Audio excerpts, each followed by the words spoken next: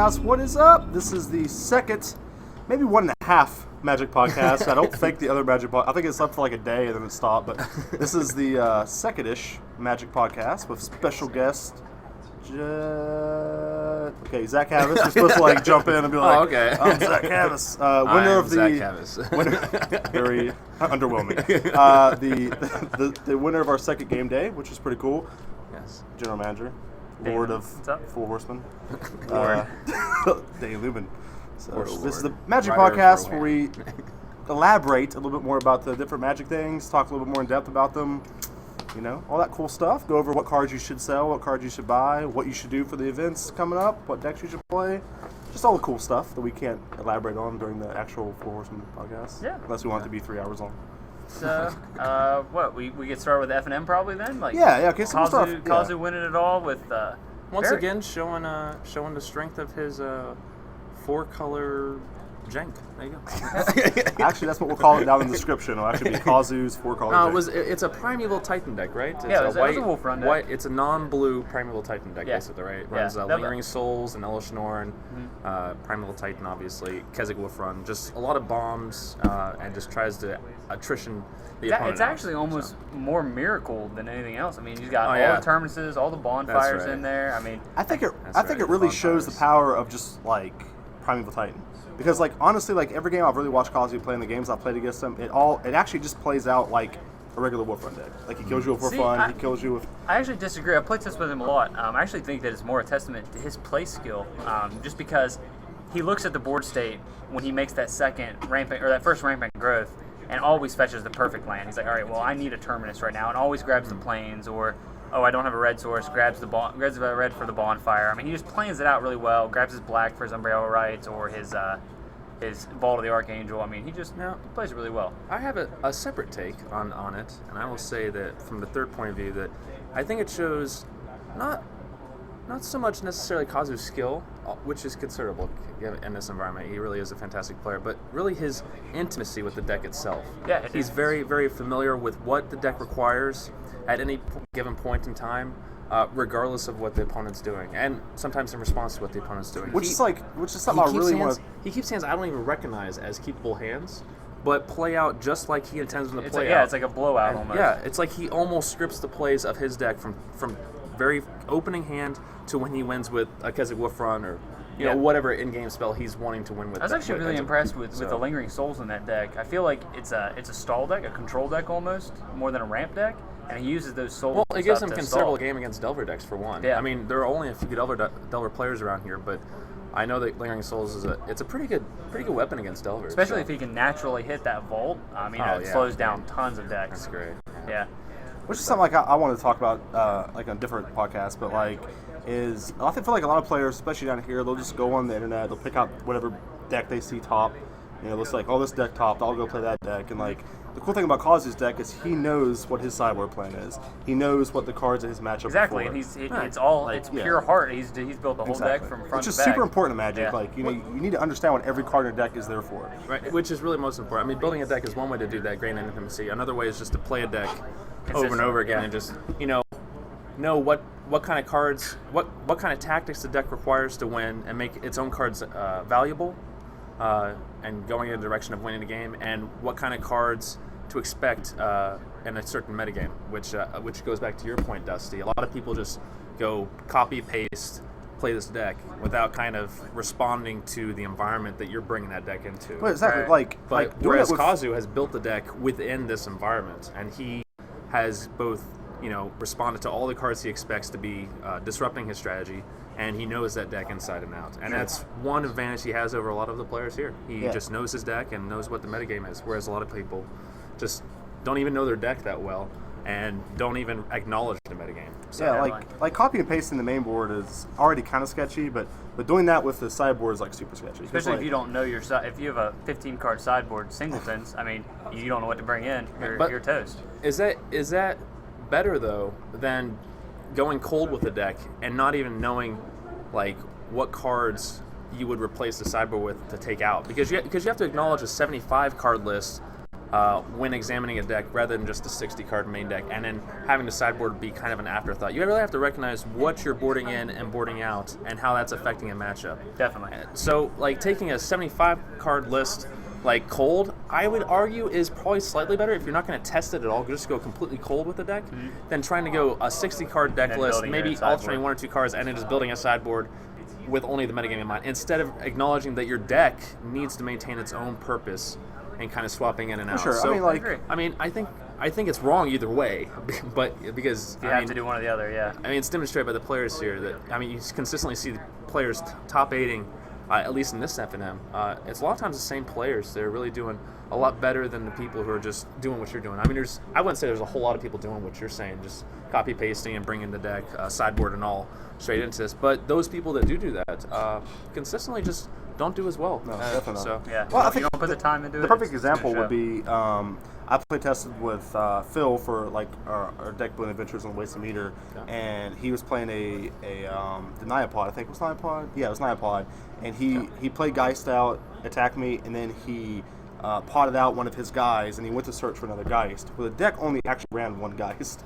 It was Kibler's super old list. It only ran one Geist, so he actually searched for. And that's when it's super crucial to know he your deck. potted Geist for a Geist? No, he potted. I think he made birds or something to do the exact 2 damage to kill me.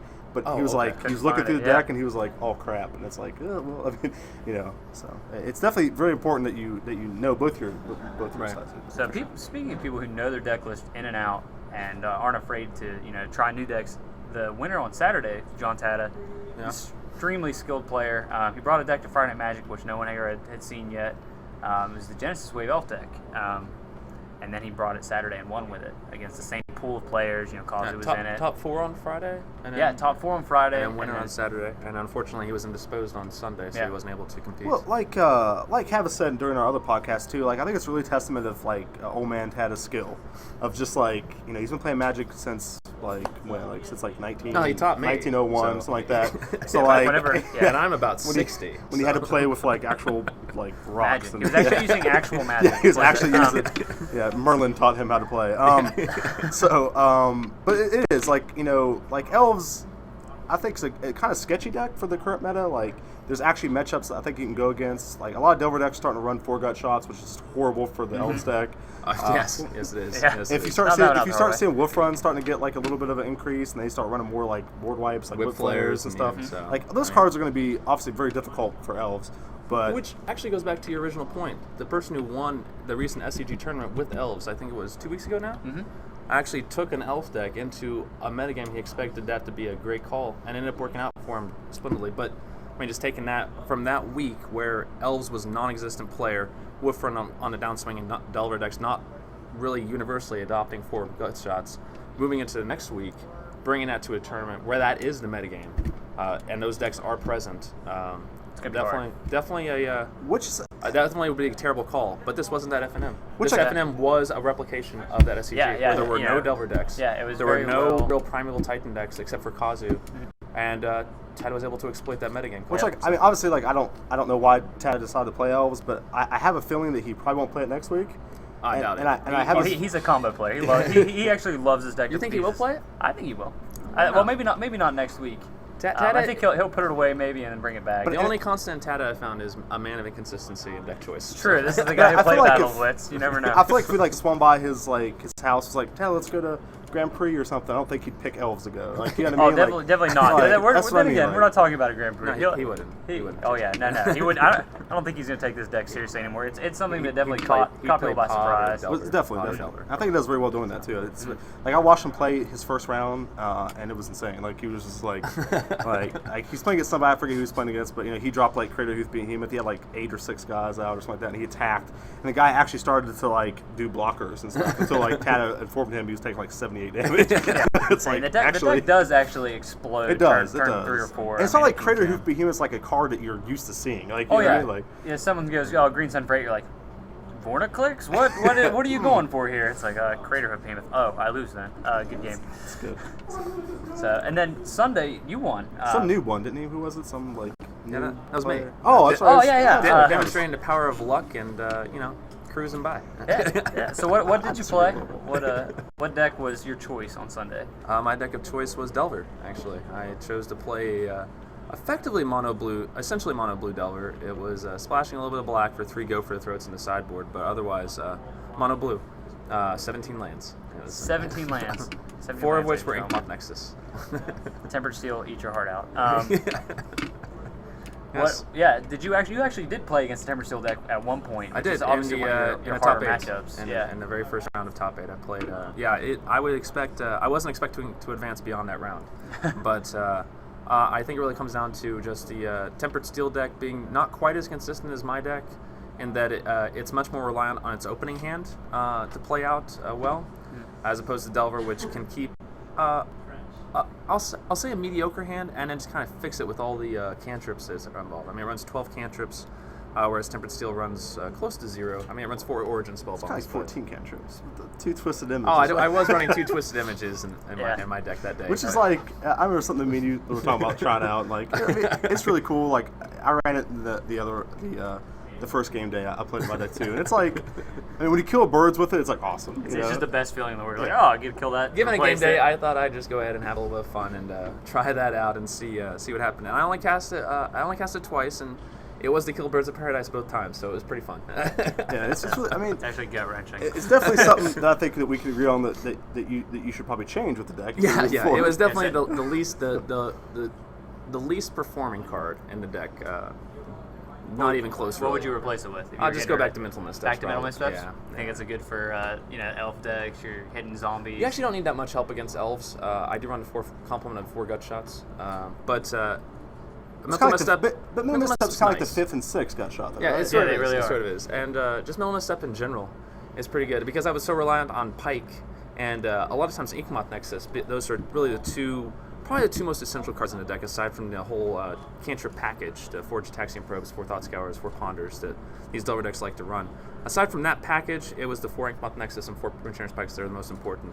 And given that, Tragic Slip, Vapor Snag are both issues against Inkmoth Nexus, both of which are solved by Mental Misstep. Yeah. It's insane how fast and Gut Shot, obviously. So. You kill people with Inkmoth Nexus.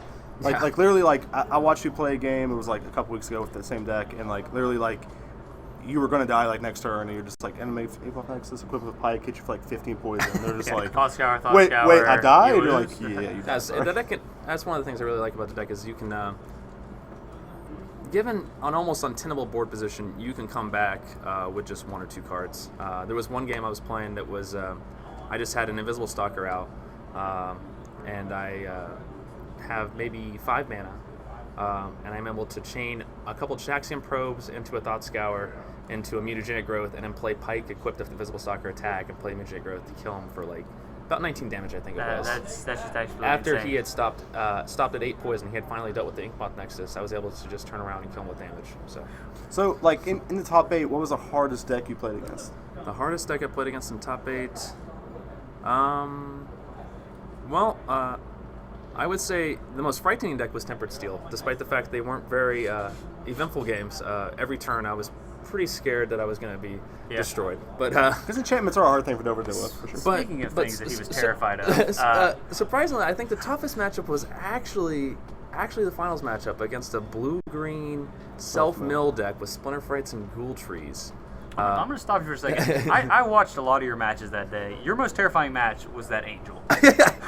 You're not wrong, Dave. Okay. The most terrifying match, aside from top 8, was the round right before top 8 against a mono-white Angel token deck. Which was actually, side note, was actually the finals girlfriend. Yeah. So it was Yes. actually... I hesitate to say it was a true Angel deck, but it was the Angel that almost won the game for her, because it was Angel of Jubilation. It was Angel of Jubilation. A 3/3 flyer that gives all your other non-black creatures +1/+1 for triple white and 1 as its cost. Yeah. And players can't sacrifice stuff sacrifice stuff to pay for their spells or abilities, and they can't pay life. Which to I pay didn't for know it their did that. Which Like, your deck runs how many Gitaxian spells? Neither did I. I mean, I actually ran about, I think it was 17 Phyrexian mana spells between main deck and sideboard. so yeah, Something like that. He So actually went for lethal with I double. I tried to go for Eugenics, lethal with Mutagenic and she Growth said, next you can't turn. do that, and his face just pure white. Yeah. It was You should have called terrifying. Judge on you and been like, Judge, what? No, I took it back, obviously. But, I mean, she ended up making the choice to block the Delver's Secrets, which, I mean, I lucked into that win for sure, but... Yeah. But then her boyfriend in the finals you played, which is Yeah. actually like, he's only been playing around the shop, I think, for like maybe a month, maybe 2 months. Yeah. I know, like, I helped him with the self-mill deck when they first came down. I played him like round 3 or something, which was undefeated at the time. It was like his first ever Friday Night Magic. He's a super nice guy. Him and his girlfriend both are really Yeah. nice. I think it's really a really cool testament to show that like even newer players are starting to like top 8 and like Yeah, they- around here we have a lot of great players here. They It's learn a really really good quickly. learning environment. for sure. There's so many good players to learn We got from. we like- got Zach Cavis, John Tatted out here. You know, It's fun stuff. great people to be around to learn. I was only able to get him with poison. Brandon Lowe, no Yeah, one- life was not to the bone in He that has deck. not Was the just, bones, and he could have gained up to, I think, maybe 30 life both games. But thankfully, double Inkmoth Nexus, both games got there. Yeah, Without it's assistance, basically. insane. It was just, Well, just 'cause 10 green poison. and blue has very little removal for that. You know. Yeah, sadly, it was Wingcrafter on Ghoul Tree that may have been the most frightening thing against Yeah. Inkmoth Nexus. But Gutshot was handy, so there we go. All right, so guys, talking about what just happened this weekend and what's happened in the major tournaments, what cards would you be trying to get right now? What do you trade for if you're a watcher at home? Oh man, there's all kinds. See, well, Hero Blade Holds I think are going to go up in value, and it's something that I think you should try to get.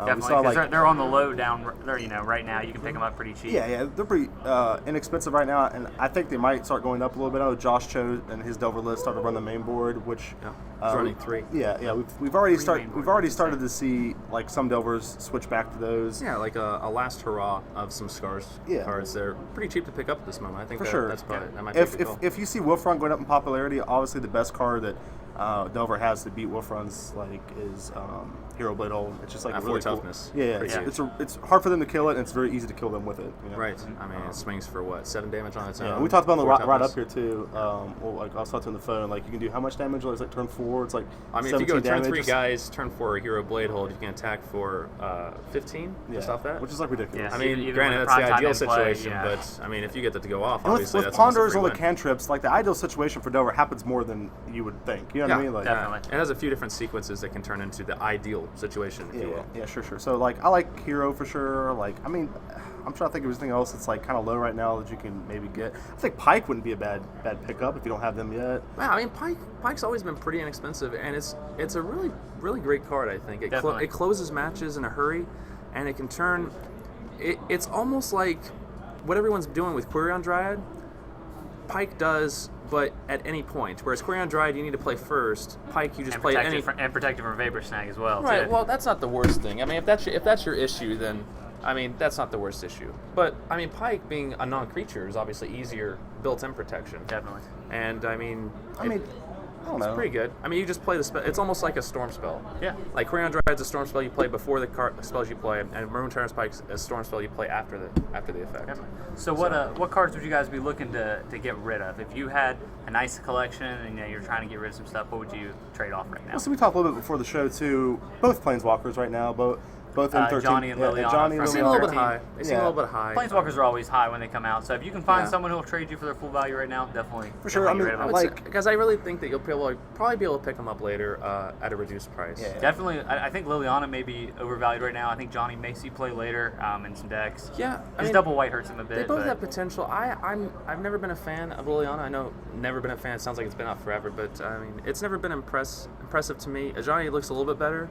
It's a 3-mana Planeswalker, and I mean the 3-mana Planeswalkers so far have been pretty good. Maybe it's time for Ajani Caller of the Prides to pretty soon have its day in the sun and show another great another solid Planeswalker to 3-drop. I think with the new Liliana, she's neat. You know what I mean? Like you see her she does ability. she does have that like Yeah. I want to build around her. Yeah, style, like you see her but- abilities, you're like, that's neat, but it's like not like gonna win. I mean, like, yeah, how does that make sense? I mean, if you ultimate her, you don't necessarily win. If No. you ultimate Liliana, you probably win. like even if you ultimate like Or Koth, Ajani. like it's good. You know what I mean? Like I don't know. Yeah. But her ultimate's Well, like I know I hate attacking Liliana, so I mean it survives quite a bit against me probably. So I mean, as far as cards I would pick up would probably be Drolf's Messenger, though. Definitely. I really like Drolf's Messenger. I think it's well positioned for the rotation. And, I mean, if there's a black-white land, I don't know, when does Orjo become a guild? Is it in the first set or the second set? I want to say it's Ravnica, but it might be Gatecrash. I think it's the second set. All right, if it's Gatecrash, it no matter. But we might be seeing a Well, black-white that's a duel. long-term investment. If a black-white dual land comes out, I mean, we could see eventually Restoration Angel and Drolf's Messenger both becoming a player, and they're both an Innistrad block. I'd say so we might see halfway through Ravnica block. And zombies doesn't. Pure black zombies and red black zombies doesn't lose a lot with rotation, so it's definitely going to be a deck that you'll see maybe Gash's team. I mean, that's just one interaction, but Drolf's Messenger is a solid card, and Zombies hardly loses anything through the rotation. Maybe some Mortar Pods or something like that. Guess Verdicts. Nothing super nothing bad. that's super played or, I know that there's a pro player that said, like, Messenger is literally like one colorless from being, like, the best creature in Standard.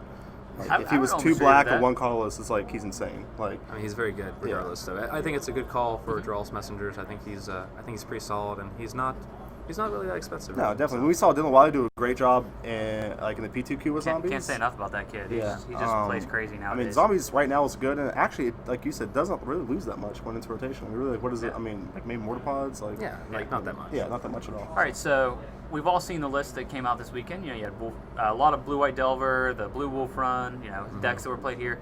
If you guys were going to go to a Star City Open or something this weekend, what would you play? What would be the deck of your choice, Dusty? When we start out, what I play? What would you play? Like I said, it's hard for me not to say Delver because I love the deck. I think the deck is so, like, you can customize it for whatever you want. Like, obviously, like, the list you play this week might not be the best list to take the Star City Open next week, but if you kind of get an idea of what people are going to play, then you can tune the deck like Cho did with putting Hero Blade Hold's main board to just make the deck a little bit better and a little bit more, like, so I would, again, say Delver like I almost always do, just because, like, it's hard for me not to. I'll change around a little bit. I think Hero Blade Hold's main board is super good. I know Cho... Especially with Wolf Run maybe on the rise Exactly. I know Josh puts some Knights of the Glory or whatever, the Pro Black Knights. If you're going to go to F&M, I suggest not to put those in because... While they're very good against zombies, they're very bad against, like, mono red, and they basically take. I mean, unless zombies is a really big player. Well, for sure. But, like, tune to your own meta. Exactly what we're gonna say here. So consider this sideboard. Yeah. So. But I do like the Knights of Glory if you're going to the Star City Open, and you don't have to worry about, like, goblins or anything like that. Sure, like, I think Cho's list is actually a pretty good starting point for what I would start playtesting if I was going to go to the Star City. Sure. What about you, Zach? What would you play this weekend? I'd probably play Delver. I hate to just make it kind of boring, but I played Delver really more than anything in the current standard. I've played blue-white, blue-black, mono-blue, tested with blue-green and blue-red both, and I really feel very comfortable with that deck. And that's really what I would suggest playing more than anything is just a deck that you feel comfortable with. As we were saying earlier, Kazu built a deck. He knows inside and out and knows what to expect in the metagame. He's done exceptionally well in that.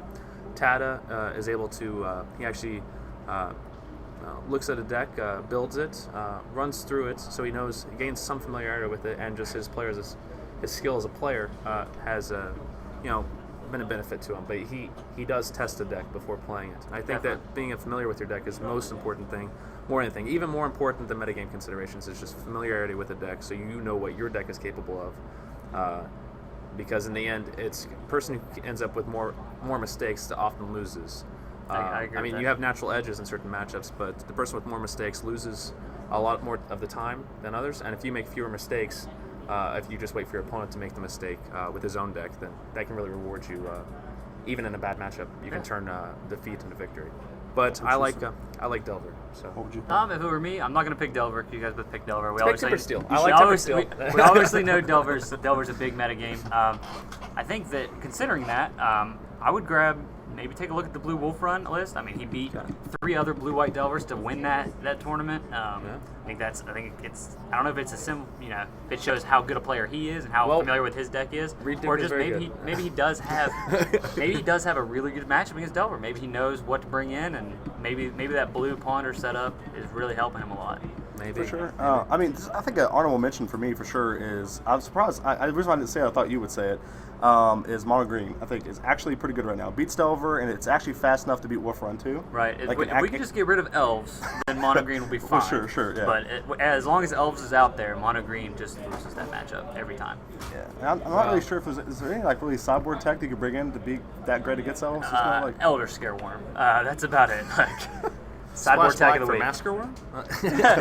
Yeah, It's go for almost it. like a 6-mana Perish. They cost 3 times as much in black mana. So I think like Delver, Wolf Run, and Mono Green is what we're kind of talking about. Definitely the top except, right now. I mean, for this FNM coming up, I'm probably going to play Tempered Steel. So For sure, I love that. I love Tempered it. Steel, I'm excited to see that. we're just going to give that a go, see what's up. So what events do we have coming up, Mr. Well, we got Battle of the Lord of Blades War. coming up on Saturday. Trying to win these nice signed cards here. Which one's this one? I think that's. Oh, I have no Grizzlebrand? idea actually. That's Grizzlebrand. Grizzlebrand. Grizzlebrand. That's the one that we all want. I actually so want good. the swords because I think it would look amazing. But if I can't win the swords, because God knows John Tata and Zachary Cavis are going to be here, so I'm going to shoot for the Grizzlebrand. All hope is lost. And Kazu and Dusty O'Brien, Ian there's- McKay, well, let's- Trenton, Dylan. I believe that Jeremy will be coming. So Well, you might not we even aren't make top going to eight. talk about the scrubs. No. Yeah, well. Oh wow, that was mean. I'll just I guess I'm just going to draft all day. But they all look sweet. Those are awesome. And then Sunday, I'm actually more excited for Sunday than I am for Saturday. We've got a lot of guys going down to play in the shop versus shop. Which is going to be awesome. We're going to try to get it live, too. So that's something that, like, that'd be we're pretty going to try to basically film it live and have a live showing in the shop on Sunday. Yeah. So hopefully we can maybe talk a little more about that, like, we've Saturday got- at the event. Yeah, we've got teams from Lost Legions coming, Charleston, Huntington. Where else? You know a lot more about this than I do. Well, Huntington's not for sure yet. I'm supposed to call them tomorrow, but it's going to be for sure Parkersburg, Charleston, Morgantown, Beckley, Princeton. So that's like the for sure people. Maybe Huntington. There's some other places. So hopefully pretty everything works out extensive. fine. Yeah. Yeah, it's gonna be a blast. I think Fairmont. I mean, I'm from Fairmont. I think we're sending some great doesn't teams count. down there. I mean, right now we have the number 1 seed team and the number 2 seed team currently. Which is awesome. I mean, I think that's a testament to how good the players are here and how far they've all come. I mean, Brandon Lowe is number 1 in the state. And Maybe the world. I don't know. I think anger can only get you so far. Love you, Brandon. Yeah, we have Brandon Lowe. We have Brandon Lowe, Caleb. Don't flip the podcast. Well, just to go over the teams real quick, because I guess we have never done that. Like we have John Tata, Kazu, Dane, and me on team 1. Yeah. Then team 2 we have this JMO, Brandon Lowe. Which is a travesty, I think. Brandon Lowe being on team 2. Well, but that's what we can only fit 4. Just saying, Exactly. Number 1 in the state. So Should we be have- on the flagship of the store. Sure. Team So we have 1. Brandon Lowe, Caleb, Zach, and then who's the 4th person on team 2? You know, I'm not really sure. I'm not really sure who number 4 was. Oh, Russell. Russell. Yeah, Yeah, Russell. so we have we actually have 2 teams capable. I mean, I would not be surprised to see Team 2 win the whole thing. And we're still trying to get team 3 together too. So if you guys are interested in team 3, Yeah, if there's please anyone come out to there shop, that, let us know. that wants to jump in, I mean, we would love to pick you guys up. Like to have I think Mike might do it. Yeah, Mike Houghton. Oh my God, if he can master that mono green, he will crush some people. Yeah, it'd be cool. Yeah. But he's kind of a little girl, so he might not do it. I'm not sure yet. Yeah, I don't know. I think he's scared, but it's whatever. I got faith in him. I believe. I believe in Mike, We'll see, though. He might be behind the camera right now. I'm not sure. producer. But yeah, it sounds like an exciting weekend. I'm pretty stoked about it. Yep, 3 Friday's going gonna to be great. Yeah. Saturday's gonna be great. Gonna be a great tournament, I'm sure, for each tournament. And then Sunday, having that trip to Parkersburg. Oh, it's gonna be so cool. It's Yeah, gonna it's be pretty Parkersburg. fun. It's a gonna be Lost. pretty It's a Lost Legion down there. It's Indiana. I guess we can maybe like in the description I'll throw up like their site and stuff too, so you guys check them definitely out. a link to their site. We're gonna try to get so Wasted up here. Meter to do it live if possible. So Yeah, Wasted Meter. Check out their stuff. Check out our videos from FNM. You can see Kazu's Kazu's deck's on there, and then who else's deck's on there? so we'll have A little bit of Freudian slip on there, but whatever. Oh, dang. John Tata's on there. Mr. Cavis is on there. I have been, Old yes. Kazu's on there. You Everybody can else actually is? catch Kazu and me in the same match, actually, Yeah. one time, where he destroys me. Yeah, does he that deck play is you actually Friday? insane against Delver. No, but in the older channels, so it's pretty Oh, okay. much okay. the biggest destruction with the same deck. Yeah, like though. Same so- deck, though. I'm trying to think. Did they? Because like sometimes Wasted Meter doesn't get a chance to do the last match. They actually got all the matches in this week, right? Yeah, they got every match Yeah. So all they the way got to the end. okay. they got Kazu in the finals, so you get to see his deck in action for sure. Did you get on the camera at all? I didn't play this Oh, you didn't Friday. play. I know Tata. I think. I was on there. Came in late. I back played. from I DC. think Oh, that's right, that's I right. played a white deck. Yeah, because we can't watched quite that movie. remember. Yeah. So you get to see most of the decks talking about here. It's It's just actually a shame they- really good Friday Night Magic. I mean, you got to see all the good decks out. You got a real good variety. You know, Yeah. you see lots of different decks. That's always a great thing about Friday Night Magic. You just have a ton of variety. For sure. All right, cool. So is there any more events or anything to talk about? I think that's all we got for this I week. think the last thing I like to talk about real quick is God, someone turn the camera off. Kajito. awesome game that came out. Please stop by and pick one of these up. I will love you forever. Awesome game. Maybe better than Magic. I think we all agree that's better than Magic, right? Yeah, I agree that you are crazy. And so yes, that's a yes. So yeah, we'll talk to you guys later. See you later. Good judo. Thanks, guys. See you guys.